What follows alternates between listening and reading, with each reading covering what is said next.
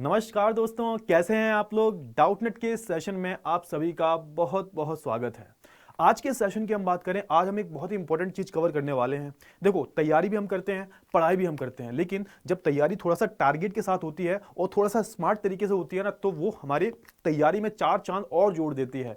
तो इसी के साथ आज के सेशन में हम क्या डिस्कस करने वाले हैं बेसिकली, कि कौन से चैप्टर से है ना आपका सबसे ज्यादा मार्क्स का आएगा, है ना। तो यूपी बोर्ड का आपका सिलेबस आपको पता है, स्पेशली हम बात करें यूपी बोर्ड के सिलेबस की मैं बात कर रहा हूं, और बाकी जो दूसरे बोर्ड्स के बच्चे हैं वो भी देख सकते हैं। अगर बिहार बोर्ड को छोड़ के अगर मैं बात करूं, क्योंकि सारे बोर्ड्स का जो सिलेबस है लगभग सेम है, और अगर मैं बात करूं किस चैप्टर से कितने मार्क्स के आने के चांसेस रहते हैं, ये भी जो है यहाँ पर सेम ही रहता है। बाकी पैटर्न थोड़ा सा डिफरेंट होता है, लेकिन चैप्टर जो है सारे ही इंपॉर्टेंट होते हैं जो आपके सिलेबस में आते हैं, बट थोड़ा सा प्रोपोर्शन का जो है डिफरेंस होता है।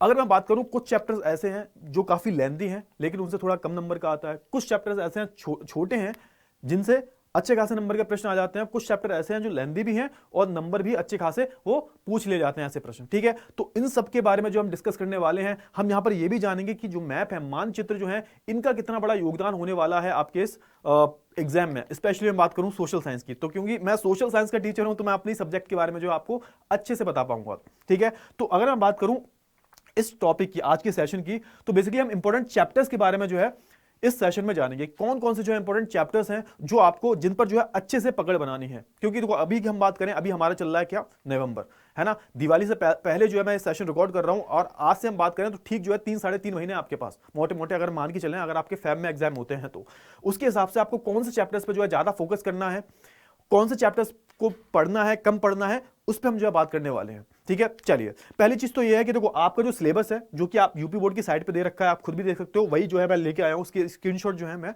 लेके आया हूं। अगर इनको आप देखोगे, देखो आपको ये जो दे रखा है बेसिकली, है ना, तो आप देखोगे यहां पर सबसे पहले आप इतिहास की हम बात करें, 20 अंक का आएगा, इतिहास बहुत जरूरी हो जाता है। अगर हम बात करें भूगोल, है ना, समकालीन जो भारत है आपका, भूगोल की हम बात करें, 20 नंबर का इससे आएगा। फिर हम बात करते हैं किसका, लोकतांत्रिक राजनीति का, यानी कि आपका जो नागरिक शास्त्र है, इससे आने वाला है 15 नंबर का। और अगर हम बात करें अर्थशास्त्र, उससे आने वाला है 15 नंबर का, ठीक है ना। बाकी आपके टोटल जो है नंबर 70 हो जाते हैं, और 30 नंबर का बचा कुचा वो आपका प्रैक्टिकल में जुड़ जाता है। अब भाई प्रैक्टिकल वाले आपके स्कूल वाले जाने, तो ऐसे करके 100 नंबर होते हैं, है ना। आपको फोकस किस पे करना है भाई, आपको फोकस करना है, अब थोड़ा सा मैं बता देता हूं, आपको फोकस करना है भाई,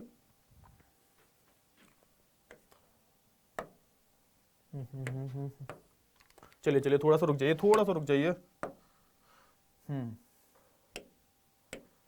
हाँ ठीक है ठीक है। आपको किस पे फोकस करना है, आपको फोकस करना है ये 70 नंबर, लेकिन 30 नंबर प्रोजेक्ट वाले हैं। और ये मैं इसमें मान के चल रहा हूँ कि भाई आपको जो है नंबर इसमें ठीक ठाक मिल ही जाते हैं, ज्यादातर 90-95% बच्चों की अगर मैं बात करूं, उन्हें प्रैक्टिकल में अच्छे ही नंबर मिल जाते हैं, थोड़ा सा अगर प्रोजेक्ट वगैरह वो ठीक ठाक बना लेते हो। बाकी 70 नंबर जो है इनकी हम बात करें, इसमें जो है आपको मेहनत करनी पड़ेगी, बाकी इसका एग्जाम होगा बेसिकली, अगर हम बात करें, है ना। अच्छा, अगर हम बात कर लेते 70 नंबरों की, तो सबसे पहले आ जाओ किस पे भाई, इतिहास पे। इतिहास की हम बात करें तो इतिहास के जो दो मेरे सबसे फेवरेट चैप्टर है वो है भाई, एक तो यूरोप में राष्ट्रवाद जो पहला ही चैप्टर है, और दूसरा है भारत में राष्ट्रवाद। अच्छा, अगर मैं इन दोनों चैप्टर की हम बात करें तो एग्जाम पॉइंट ऑफ व्यू से जो है ये बहुत ही ज्यादा महत्वपूर्ण हो जाते हैं, और करीबन जो है आप बोल सकते हो करीबन 8 नंबर का, है ना, 8 नंबर का जो है इनसे प्रश्न जो है, 8 नंबर बहुत बड़ी बात है। जब बेटा 70 नंबर का एग्जाम हो रहा है तो 8 नंबर जो है बहुत बड़ी बात है ना। इनसे ही आपका लॉन्ग क्वेश्चन जो है, इनसे जो एमसीक्यू टाइप क्वेश्चन है, ये दोनों ही फंसने के जो है बहुत ज्यादा चांसेस रहते हैं। किसकी मैं बात कर रहा हूं भाई, मैं बात कर रहा हूं भाई इनकी, यूरोप में राष्ट्रवाद का उदय और भारत में राष्ट्रवाद की। पूरी की अगर हम बात करें तो देखो यहां पर, अगर आप देखोगे यहां पर, है ना, भूमंडीकृत विश्व का बनना और औद्योगिकरण का योग, इससे जो है खंड 2 की हम बात कर रहे हैं, खंड 2 और खंड 3 की, है ना, कुल मिला के जो है लगभग 7 नंबर का जो है यहां पर प्रश्न जो है आ सकते हैं। बाकी कितने हो गए, 8 7 15। तो देखो यहां पर अगर आप देखोगे यूरोप में राष्ट्रवाद, भारत में राष्ट्रवाद, ये दोनों बहुत ही महत्वपूर्ण चैप्टर है। अब मैं ये नहीं कह रहा, देखो अब यहां पर हम बात कर लेते हैं किसकी, भूमंडीकृत विश्व का बनना। और हाँ, भूमंडीकृत विश्व का बनना जो आपका चैप्टर है, इसमें ध्यान देना, अगर यूपी बोर्ड वाले जो बच्चे मेरे को देख रहे हैं, पूरा चैप्टर जो है पढ़ने की जरूरत नहीं है। नीचे जो टॉपिक्स दे रखे हैं इससे ही आपको पढ़ना है। जैसे कि हम बात करें पूर्व आधुनिक विश्व, ठीक है, 19वीं शताब्दी की हम बात करें, और हम बात करें महायुद्धों की मध्य में जो है अर्थव्यवस्था और आर्थिक मंदी, घोर निराशा, आर्थिक मंदी वाली हम बात करें टॉपिक की, और विश्व अर्थव्यवस्था का पुनर्निर्माण, ये 4 जो टॉपिक्स हैं इन पे ही फोकस करना है, कुछ भी फालतू का जो है आपको नहीं पढ़ना। बाकी ऐसे हम बात कर ले औद्योगिकरण का योग, जो 4 टॉपिक दे रखे हैं आपके एनसीईआरटी में, यही पढ़ना है, फालतू का नहीं पढ़ना, इससे ही जो है पूछा जाएगा। इन दोनों से जो है लगभग जो है 7 नंबर का आ जाएगा। अगर हम ऐसे देखें तो सिर्फ 1 नंबर का ही डिफरेंस है ना। लेकिन थोड़ा रुको रुको, थोड़ा सा रुक जाओ, लेकिन जैसे ही आप थोड़ा सा इधर आते हो नीचे, है ना, खंड 3 और खंड 2 से, खंड 3 और खंड 2, खंड 3 की हम बात करें, इसमें क्या आ रहा है, इसमें आ रहा है मुद्रण, संस्कृत और आधुनिक दुनिया।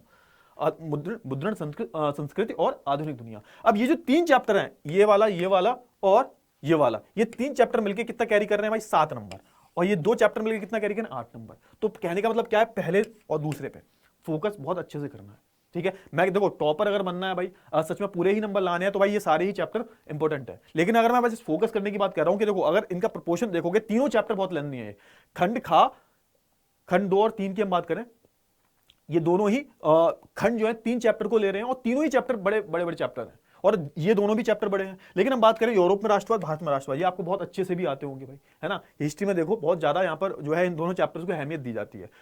और हाँ, अब यहां पर हम बात करेंगे आगे आगे जब आप देखोगे मानचित्र, मानचित्र में आप जब देखोगे 5 नंबर जो है अकेले मानचित्र ला रहा हूं। मानचित्र को बेटा हल्के में मत लेना, अभी और आएंगे मानचित्र, भूगोल के भी मानचित्र पूछे जाएंगे 5 नंबर के, तो 10 नंबर का तो यही हो गया, ठीक है। तो आप देखोगे तो इतिहास, भारत का रूपरेखा, राजनीति, तो यहां पर आप देखोगे भारत में राष्ट्रवाद से जो है यहां पर एक प्रश्न पूछा जा सकता है ना। तो ये 5 नंबर तो यहीं पक्के हो जाएंगे। तो इनकेस अगर मान के चलो 4-5 नंबर का भारत में राष्ट्रवाद से आ गया, 5 नंबर का एक क्वेश्चन आ गया किससे, मैप से, तो 10 नंबर तो यही हो गए। तो भारत में राष्ट्रवाद की कितनी वैल्यू बढ़ गई, सोच के देखो जरा। क्योंकि देखो यूरोप में राष्ट्रवाद से कोई भी प्रश्न नहीं आने वाले मैप से, सिर्फ किससे पूछे जा सकते हैं भाई, तो सिर्फ और सिर्फ जो है भारत में राष्ट्रवाद से पूछे जा सकते हैं। तो इसमें देखो ये मैंने पूरा स्पेशल सेशन लिया था, अगर आपने नहीं देखा वो स्पेशल सेशन जो है आप देख सकते हैं।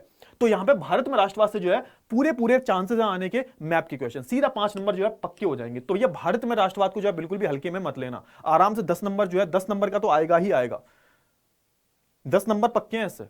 भारत में राष्ट्र जो सबसे ज्यादा है 70 के हिसाब से देख लो, 70 के हिसाब से भाई, है ना, लगभग जो है 15% तो एक अकेला चैप्टर ही कैरी कर रहा है, ठीक है। तो देखो यहां पर अगर हम बात कर लेते हैं आगे की, तो देखो अब थोड़ा इकाई 2 पे चलते हैं, जिसको हम बोलते हैं भूगोल। भूगोल की बात करें, भूगोल से भी 20 नंबर का आएगा, भूगोल को भी हल्के में नहीं लेना। और अगर हम बात करें इकाई 1 की हम बात कर लेते हैं, देखो जैसे हम बात करें पहला चैप्टर संसाधन और विकास, है ना, संसाधन और विकास की हम बात करें, सबसे ज्यादा महत्वपूर्ण चैप्टर है। अगर 2 की हम बात करें तो देखो अगर पहला खंड का की बात करें 9 नंबर का आएगा, संसाधन और विकास, और वन और वन्यजीव संसाधन, ठीक है। और ये तीसरा है जल संसाधन, चौथा है कृषि।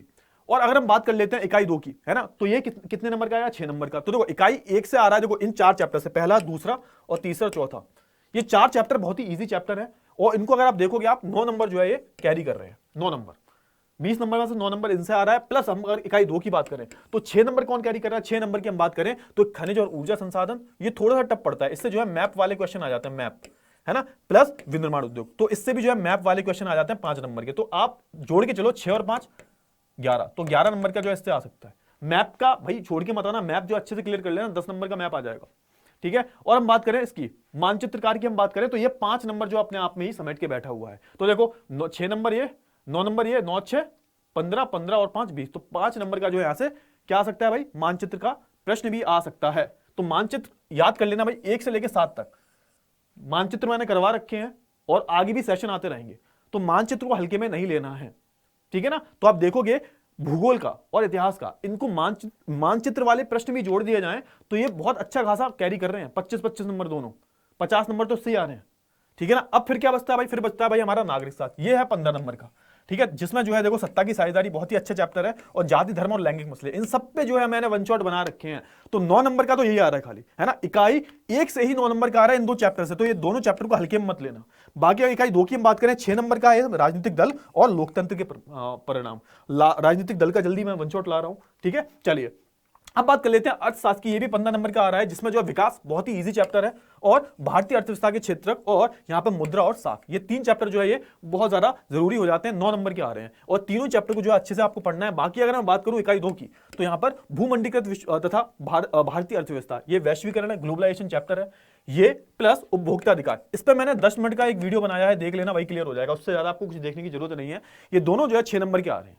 प्लस अगर नीचे हम बात करें प्रोजेक्ट वाले 30 नंबर है एक्स्ट्रा, वो आप अपने हिसाब से देख लेना। ऐसा ही प्रश्न, देखो कहने का मतलब क्या है कि अगर तुम्हें देखो टॉप करना है, अच्छे नंबर लाने हैं, तो सारे ही चैप्टर आपको जो है पढ़ने पड़ेंगे। लेकिन अगर थोड़ा सा स्मार्ट स्टडी करोगे तो देखो मैप वैप नहीं छोड़ना है, मैप को अच्छे से क्लियर करना है, मैप को अभी से पढ़ना शुरू कर दो, भरना शुरू कर दो, प्रैक्टिस करना शुरू कर दो। प्लस जो हिस्ट्री है उसको हल्के में नहीं लेना, प्लस भूगोल को भी हल्के में नहीं लेना है, ठीक है ना। तो इसी के साथ जो हम इस सेशन को एंड करते हैं। प्लस एक बहुत ही जरूरी है, मेरे को जानकारी आपसे चाहिए कि देखो आपने स्टार्टिंग से आपने हमसे पढ़ा, आपने 9th में भी पढ़ा, हमसे 10th में भी पढ़ा, तो बेसिकली हम आपसे जानना चाहते हैं कि आप हमसे और क्या क्या पढ़ना चाहते हो। आप भविष्य में आगे हम चाहते हैं कि हमारा और आपका साथ जो है हमेशा के लिए बना रहे। 11th 12th है ना, आगे भी जेईई नीट की प्रिपरेशन करो, क्योंकि डाउटनेट जो है हर तरीके का जो है यहाँ पर आपको पढ़ाई प्रोवाइड करवा रहा है, हर तरीके की, चाहे आपको इंजीनियर बनना है, डॉक्टर बनना है, 11th 12th सब कुछ। तो हम आपसे जानना चाहते हैं आपको हमसे चाहिए क्या। तो उसके लिए ना आपको एक सिंपल सा एक गूगल फॉर्म जो है फिल करना पड़ेगा, उसका जो लिंक है वो कमेंट सेक्शन में प्लस वो डिस्क्रिप्शन में जो है आपको मिल जाएगा। तो आपसे एक रिक्वेस्ट है, जाते जाते वो फॉर्म फिल कर दें कमेंट सेक्शन, और आपका जो आप बोल सकते हो जो पिन बॉक्स जो होता है ना, वहां पे जो आपको दिख जाएगा, डिस्क्रिप्शन में भी मिल जाएगा आपको, और कमेंट सेक्शन में भी जो आपको पिन किया हुआ दिख जाएगा, उस पर क्लिक करके जो भी आपको हमसे चाहिए वो आपको जो है फिल करना पड़ेगा। तो इसी के साथ जो है हम एंड करते हैं सेशन को। अब हम मिलेंगे अगली क्लास में, तब तक के लिए गुड बाय, टेक केयर।